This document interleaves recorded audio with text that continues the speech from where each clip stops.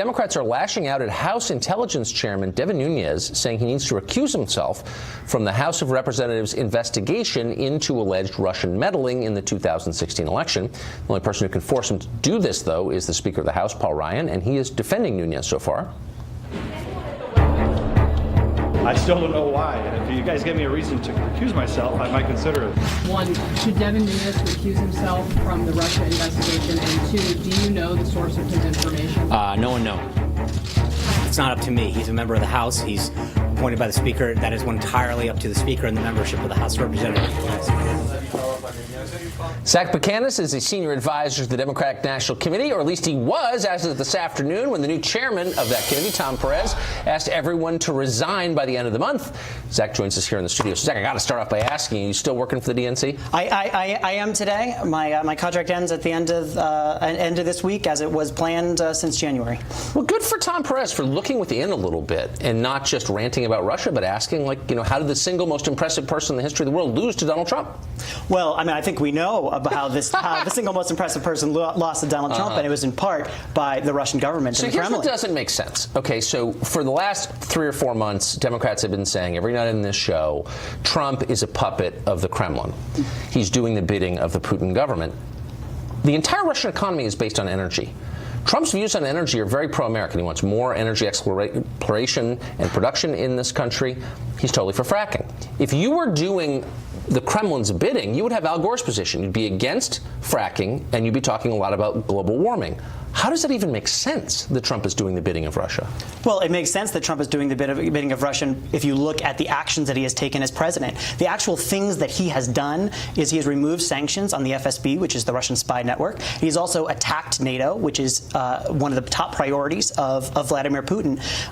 And he continues to praise Putin at every turn. And not only that, he goes up and attacks the European Union, which again is an adversary of Putin. He loves Putin. I'll grant you that. I don't think it's true, but whatever. NATO was a bulwark against Soviet communism. It was great. But you got to think that Putin's priorities maybe have changed a little bit in the 26 years since the Soviet Union collapsed, and that maybe maintaining their economy might be at the top of the list. So Trump is actually working against Russian interests on that, the biggest question of all. And he's also calling for more military spending and expanding the U.S. Navy and Air Force. Why in the world would Putin be for that?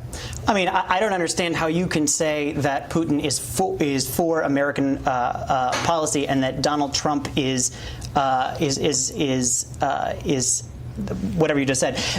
I'm just making the obvious point that Al Gore and Hillary Clinton's views on energy, the single most important question in the Russian economy, are much closer to Putin's than Trump. And what I'm saying is that the single and most important thing for the Russian economy is the lifting sanctions, and that is what Donald Trump and his administration is going. That's not true at all. No, it is absolutely. It's the price of natural gas, as you know, which is why they funded propaganda against fracking. No, the most important thing, which is why that the ambassador to Russia, Kislyak, freaked out when it looked like the administration was going to impose new sanctions, which is why they called Michael Flynn. They don't want sanctions, but it is a disaster for their economy. But their propaganda channel's not running long pieces about sanctions, running long pieces about fracking and how it's bad. They're on your side with the fracking. First off, the Russian propaganda absolutely was running long pieces about sanctions. They were boosting that up right after Donald Trump won, and they were talking about what an important boon this was going to be for the Russian economy. So you're wrong on that front.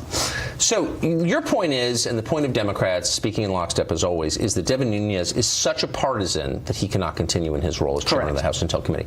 If he was such a partisan, and he's partisan, of course, he's an elected Republican, but if he was so partisan that partisanship guided his every action, why would he be allowing hearings on any of this in the first place? Democrats would never allow hearings on something that hurt their president. Well, first off, he just canceled a public hearing on Friday where Sally Yates was going to come and testify, and he canceled it the same day it turned out that Sally Yates was going to come and contradict statements that the White House had made about Michael Flynn. But I'm just saying, and then he pulls the plug. So if your argument is that Devin Nunes is not partisan because he's allowing hearings, he's not. He just canceled 2 of them. Okay.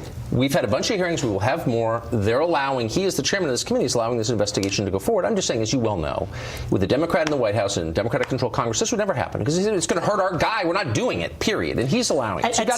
At some point, we have to start thinking like Americans and not partisans. We have a hostile foreign power that interjected itself into this election. I've heard the talking points. Not these are not talking points. This is about basic, as you know. But let's get to the specifics. Do you not believe that Russia came in and intervened? intervened in the election? I don't believe, as we've discussed multiple times, I don't believe that Russia affected the outcome of this election. Nobody's I don't think arguing Russia that. wishes us well. No, nobody's arguing but I don't that think they had a measurable effect, and so I think this whole conversation is stupid. But I'm not in charge of what the conversation is. You guys are. So let me ask you specifically. Sure. If Nunes were to step aside, who would you like to run the committee? Who'd be less partisan? Would Trey Gowdy? No, what we are calling for is an independent 9/11 style commission. To be chosen by whom? To be chosen by Congress. There's a process for this. The 9/11 Commission was done after the 9/11 attacks. There's precedent for this of how it's done. That's something that the Congress would decide. Oh, but wouldn't that be partisan? Because it would be partisans choosing it. No, in the 9/11 Commission, there were 5 Democrats and five Republicans. They interviewed about 1,200 people. It was not partisan. It was specifically decided not to be partisan. That settled the basic questions about 9/11, which we're still arguing about today. I mean, look, let's be totally real. If you want a non-partisan commission, you would have a popular vote on the subject. Who should serve on that commission? That's how you would do it. You can't take partisanship out of a partisan process, and you know that, and your motives are partisan in the first place. So this is a dumb conversation. Why not have the real conversation, which is, did and to what extent Russia affect the outcome of the election, and did the U.S. government spy on Trump, the candidate, or not? And so, like, those are the real questions. Yes, not partisan. which I'm very happy to talk about, and it are some of the questions that this independent commission would look at, and what we need to find the answers to. So here's what we know. We know that intel agencies run by Barack Obama spied on the Trump transition team. False. Really? Because the director of the FBI said that. No, he didn't. Actually, he did. No, he didn't. Yes, well, he certainly did. He said that there was yes, he did. He said it right in front of Congress. He said there was an investigation into Russian interference, and it centered on people in the Trump orbit. That's exactly what he said. And so what do you think of that? Does that bother you? There is a difference between an investigation and spying on members of the transition team. Really? What we do How know could is you have that an investigation without spying on members of the transition team? How would that be possible? That is a very specific term when you're talking about surveillance as opposed to whatever. It's general investigation. You're watching people without you're just their making knowledge. Stuff up. No, I'm not making up anything. No, you are. What we do know is that the FBI has been running an investigation since July. We do not know the methods. With no surveillance. We do. I don't know that. Do you know that? I know that the NSA sweeps up virtually every electronic communication in the United States. Its former employees have conceded that. The Snowden papers prove it, and I'm bothered by it. Now, you claim to be a liberal. Why am I the liberal in this case, arguing for civil liberties and the right to privacy? Why aren't you upset about this? You are injecting facts that don't actually exist. What do you mean they don't exist? You are supposing, no disputing what I just said. Yes, you are supposing that the NSA is somehow involved in this, and they're sweeping up all sorts of communications that are there. I mean, please point to a specific communication that you're talking about. Just we point just to one. Just point to one. This is like arguing about the sunrise. We know that the NSA just point to one specific thing that you're talking about. I don't think you will meet anybody of either party on the Senate or House Intel Committee. One example. All electronic communications in the United States. Single example. The email you sent this morning. What was the email I sent this morning? I don't know. I don't work for the NSA. The point is they have access to it, and we should be worried about it. That's all I'm saying. The helicopters and are I'm coming. wondering. It's not a helicopter question. It's a fact. Zach, good to see you. You too.